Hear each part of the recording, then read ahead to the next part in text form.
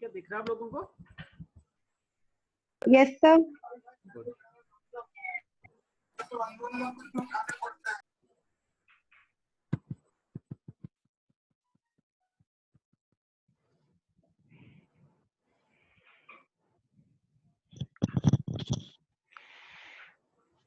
Okay, so this is your 5th unit. The title is Infinite Series, right? Earlier जो आपका unit था that was about sequence.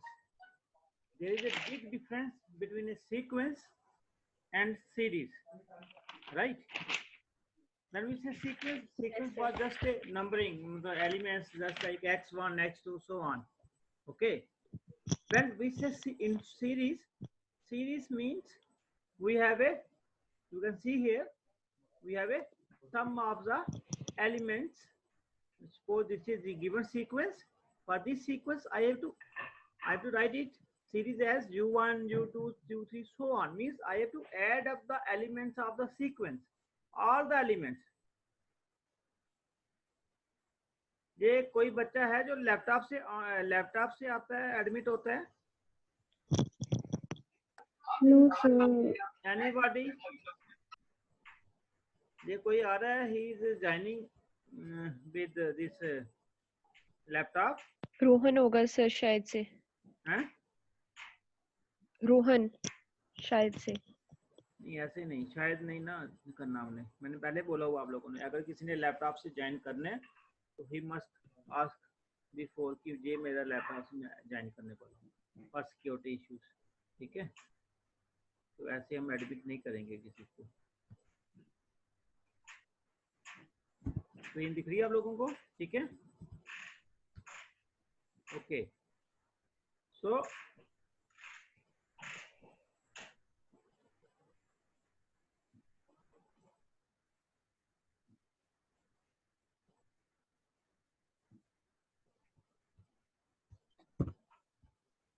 तो infinite series में क्या होता है कि हमारे पास we have to take the sum of all the elements of the sequence, right?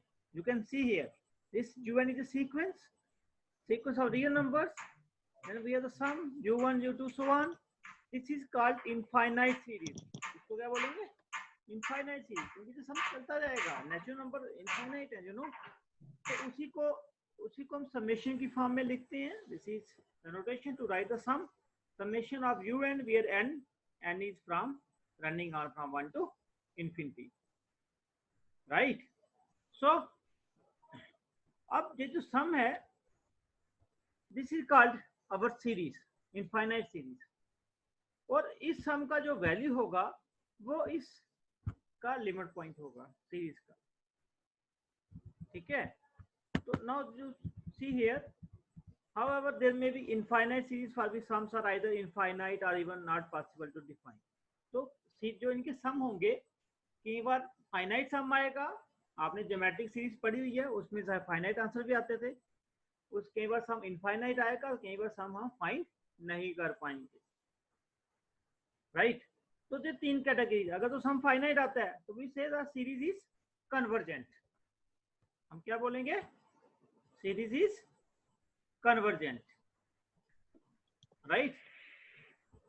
Yes sir. तो अगर आपका सम फाइनाइट आता तो कन्वर्जेंट हो गया। उसके बाद नेक्स्ट है डाइवर्जेंट। डाइवर्जेंट कब होगा? अगर आपका सम इनफाइनाइट आता है, Finite. राइट?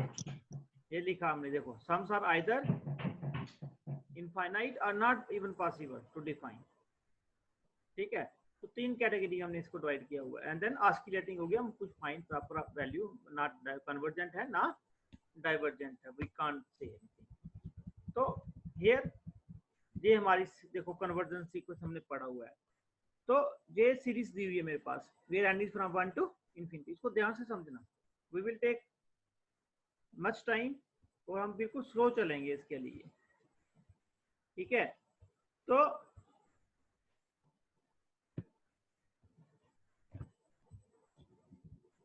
जहां पे आपको सीरीज के एलिमेंट दिए हैं, it is starting from 1 means u1 u2 plus u3 plus u4 so on. ठीक है, हम इसका कन्वर्जेंस कैसे निकालेंगे? We define new term that is called partial sum. इसको ध्यान से समझो बच्चा लोग, it is called partial sum. Suppose S1 means the sum of just one term, first term. S2 means sum of first two terms. So in general, what is Sn? The sum of first n terms of the series. So means S1 U1, S2 U1 plus 2 S3 क्या आएगा? U1 U2 U3 है ना, and so on. Sn is sum of first n terms. उसी को वही लिखा हुआ है 1 to n. ठीक है, इसको हम बोलेंगे partial sum. Now the infinite series, see this definition, the infinite series is said to be convergent if the sequence Sn of partial sums is convergent.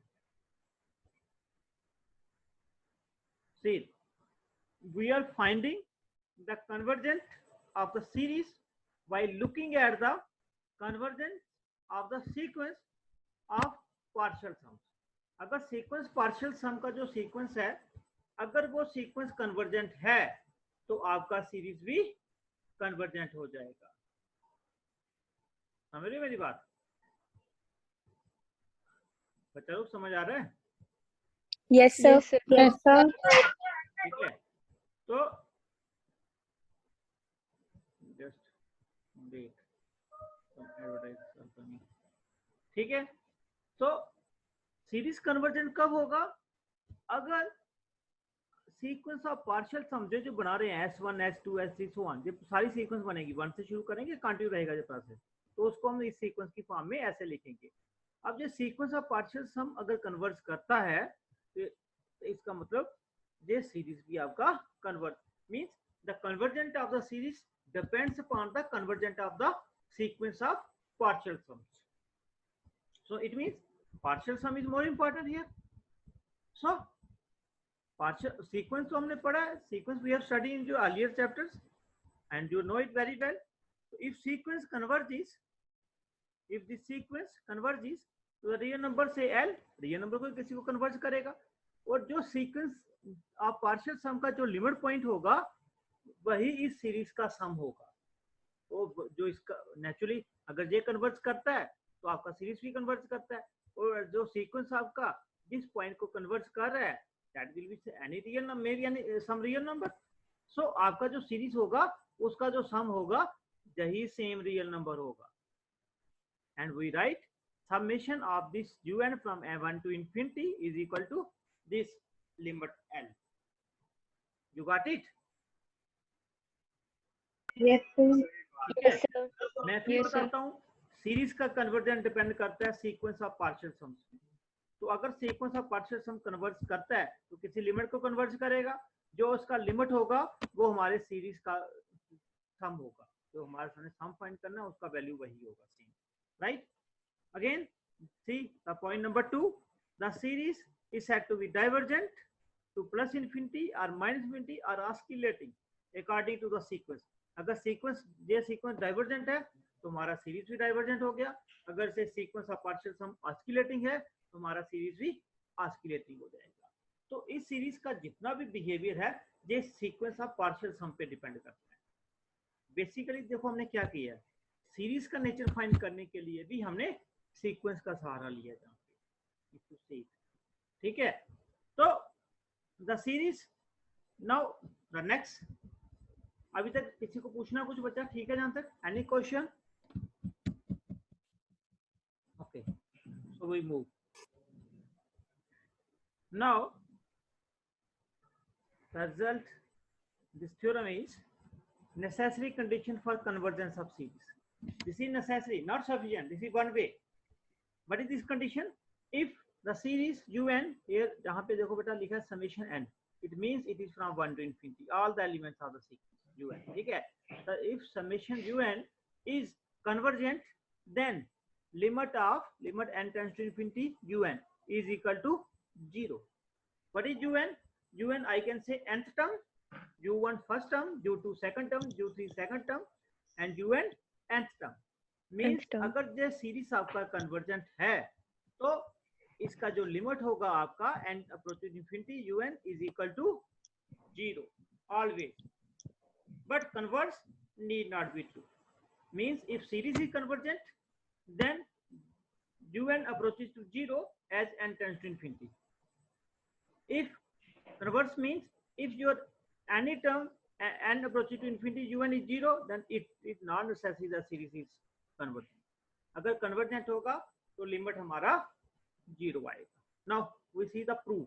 This is a good question, important question for examination, I think. Proof: let Sn be the sequence of partial sums of this series. ठीक है, and this series is given to be convergent. This ठीक है ना. Then by definition series convergent है, इसका मतलब sequence of partial sum is also convergent, right? When we say convergent means it has a limit point. Let n approaching infinity, Sn is equal to L. Suppose this is the limit point of the sequence. Naturally the convergent है तो limit point हमें exist करेगा. Right? आप लोगों के पास notebooks हैं? Yes, sir. Yes, sir. अरे लिखो उसमें. Yes, sir. You write down Sn. Sn कैसा होगा? S1 S2 लिखो. S2 कैसा होगा?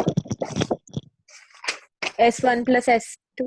नहीं, U1 plus U2. U1 plus U2. U2. ठीक है.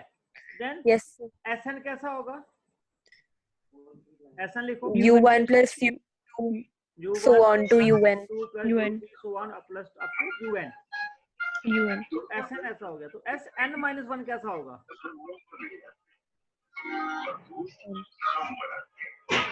U1 plus One U2 U2 plus U so on up to UN UN plus minus UN minus Y1. है ना. और अगर मैं Yes, sir. Sn में से Sn minus 1 करूंगा, पीछे क्या बचेगा? UN. UN बचेगा मेरे पास. यही लिखा हमने. Since UN is equal to Sn minus 1, right? Yes, sir. So I take the limit on this UN n approaching to infinity, but UN is equal to this. तो लिमिट को मैं अलग अलग दे सकता हूँ. अलजेब्रा लिमिट्स हम लोगों ने पढ़ा हुआ है. We can bifurcate the limits.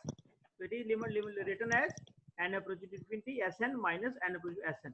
देखो ये Sn है तो S minus 1 है. एक एलिमेंट निकालने से किसी का बिहेवियर चेंज नहीं होता है ना. ये सीक्वेंस ये Sn हमें दिया हुआ है कि ये कन्वर्जेंट है, इसका लिमिट L है. तो Sn minus 1 का भी लिमिट L ही होगा. एक एलिमेंट कम होने से बिहेवियर नहीं चेंज होता, राइट? तो दोनों का लिमिट क्या आया? Yes, sir. L.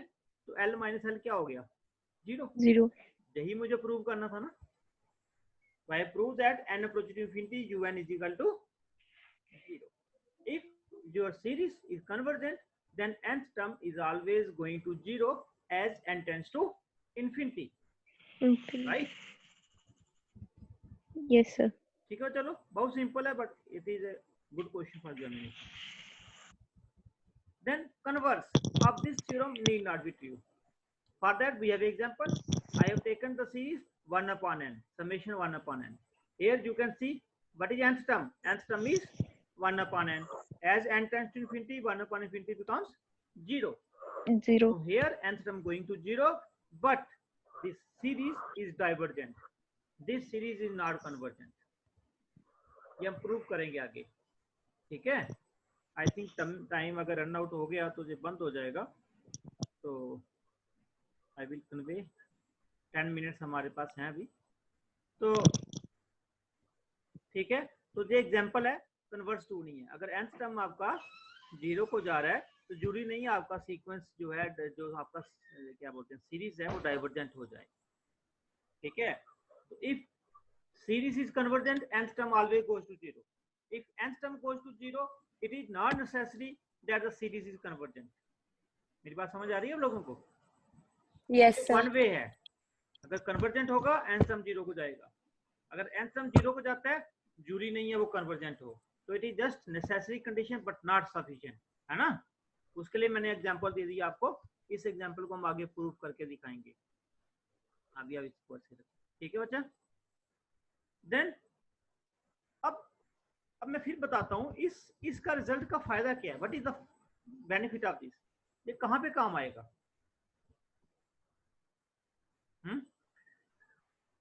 मैं आपको एक सीरीज देता हूं.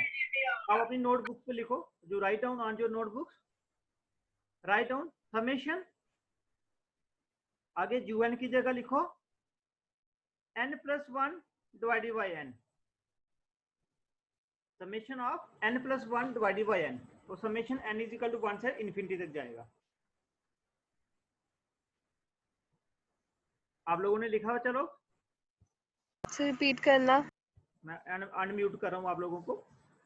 समेशन ऑफ n/n+1 मीन्स आपका जहां पे जो un क्या आ गया, n/n+1।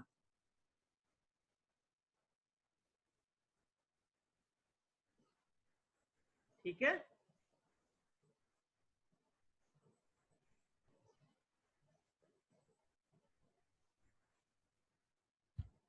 समेशन n/n+1 मतलब जहां पे here un is n/n+1, यही आया ना? चलो रिस्पांस करो। Yes sir. Yes sir. Yes, sir. तो un is n/n+1। अब मैं चाहता हूं आप मुझे विद इन 30 सेकंड्स ये बता दो क्या ये कन्वर्ट करेगा नहीं करेगा? तो नहीं करेगा क्योंकि इसका आंसर जो है वो 1 आएगा और हमें जो लास्ट टर्म है उसका आंसर 0 आना चाहिए। अगर कन्वर्ट करे तो 0 आना चाहिए। देखा? लेकिन Yes, sir. इसका जो आंसर है वो 1 आएगा। 1 आ रहा है। ठीक है, अगर इसका आंसर 0 आता फिर कन्वर्ट करता। अगर लास्ट टर्म Convert का करता। आंसर 0 आता तो एज पर थ्योरम तो फिर वो उसको कन्वर्ट करता। अगर तो इसका फिर तो आंसर थ्योरम 0 सेटिस्फाई आता, होती ना। तो क्या कन्वर्ट कर जाता? सर थ्योरम को सेटिस्फाई करता ना। चलो लिखो फिर, नेक्स्ट लिखो। ये भी नेसेसरी है ना कि जो हमें गिवन वो होगी आप इसको वो नोट करो, कन्वर्जेंट नेक्स्ट होनी लिखो। चाहिए। थोड़ा जल्दी करो बच्चा, टाइम कम है। ठीक है, नेक्स्ट लिखो समेशन 1/n। यहाँ पे un क्या आ गया? 1/n। n निकालो लिमिट इसका as n tends to infinity, क्या आएगा?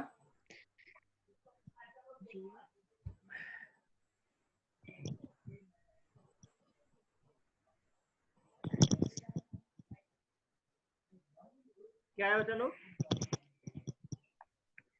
0 1/n as n tends to infinity, 0 infinity 0 आएगा ना? 0 आएगा। Yes, sir. Yes sir. Yes sir, ये कन्वर्जेंट होगा। कन्वर्जेंट तो है, ये कन्वर्जेंट होगा। बट मैंने आपको अभी बताया इसका कन्वर्ट टू। सर यहाँ डाइवर्जेंट है। फिर आप लोग समझे नहीं ना बातों को, आप कंसेप्ट ही समझिए। देखो अगर सीरीज आपका कन्वर्जेंट है, अगर सीरीज कन्वर्जेंट है तो nth टर्म 0 को जाएगा। एक बात सुन रहे हो? अगर nth टर्म 0 को जाता है तो जरूरी नहीं है आपको आपका सीरीज कन्वर्जेंट होगा। इसी one way if convergent then it approaches to 0, if approaches to 0 convergent है divergent है कुछ नहीं कह सकते।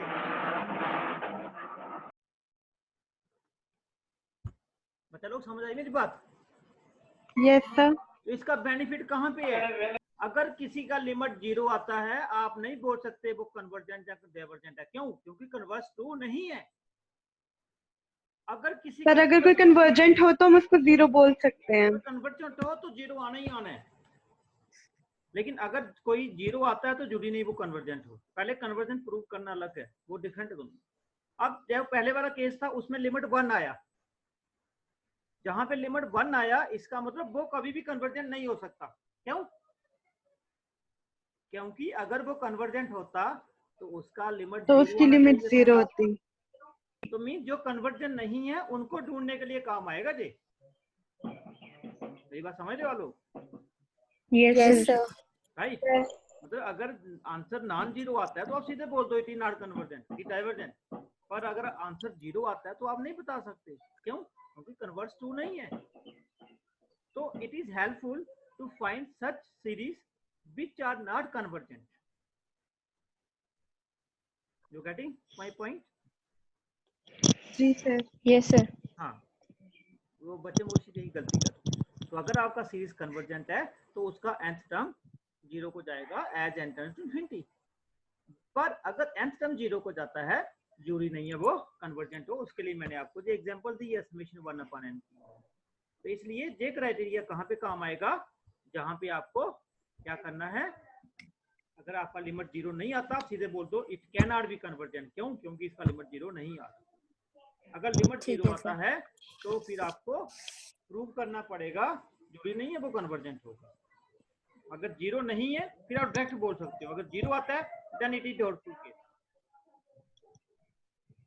ओके, मैं आपको Yes, sir. आज मैंने ये जो कंटेंट भेजे हैं कुछ, उसमें एक एक्सरसाइज भी छोटा सा रखा है, तो उस एक्सरसाइज में आप नोट करना कौन सी ऐसी सीरीज हैं जो इनका जो लिमिट है वो 0 नहीं है। जिनका लिमिट 0 नहीं होगा आप सीधे बोल सकते हो since nth term does not goes to 0 so it cannot be convergent। Why? Convergent. Because if it is convergent then nth term must go to 0, है ना। तो यही आगे एग्जांपल्स दिए, देखो ये एग्जांपल दिए, सीरीज दी है 1/2 2/3, इसका nth टर्म कैसा होगा n/n+1, यही दिया मैंने आपको, यही फाइंड किया उसने, 1 आया नॉट इक्वल टू 0 तो 0 नहीं है। अगर कन्वर्जेंट होता तो 0 होना चाहिए था, 0 होता तो फिर हम चेक करते, अब 0 नहीं आया तो सीधे बोल सकते हैं ये डाइवर्जेंट होगा। फिर एक नेक्स्ट दिया है समीशन n/1/n, इसका जब लिमिट निकालते हैं, ये क्वेश्चन आपने लिमिट्स में प्रूफ भी दिया हुआ है, वहां पे आपको क्वेश्चन भी है याद है, तो इसका लिमिट 1 आता है, ये भी 0 नहीं है, इसका मतलब ये भी डाइवर्जेंट नहीं है। ये भी नहीं। इसका ई आ रहा है, ये भी 0 नहीं है। तो ये कुछ क्वेश्चंस हैं जहाँ पे इन्होंने बताया है कि अगर इनका लिमिट 0 नहीं आ रहा है तो ये कभी भी कन्वर्जेंट सीरीज नहीं हो सकते।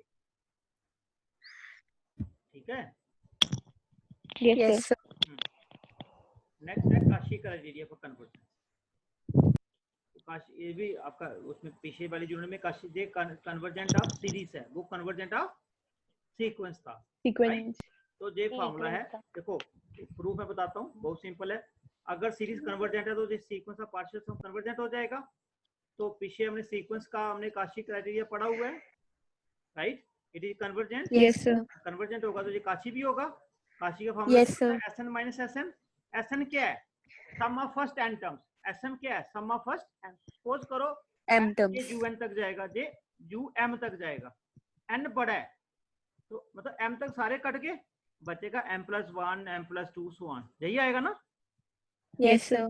Right, it is very simple. Okay, तो ये आपने पढ़ने हैं।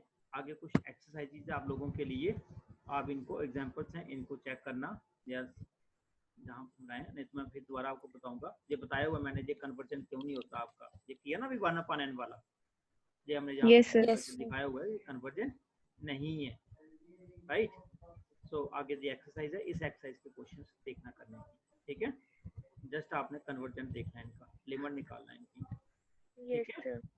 So this is all about today's lecture. So I think we must stop here. So thank you to all of you. Thank you, sir. Thank you, sir. Sir.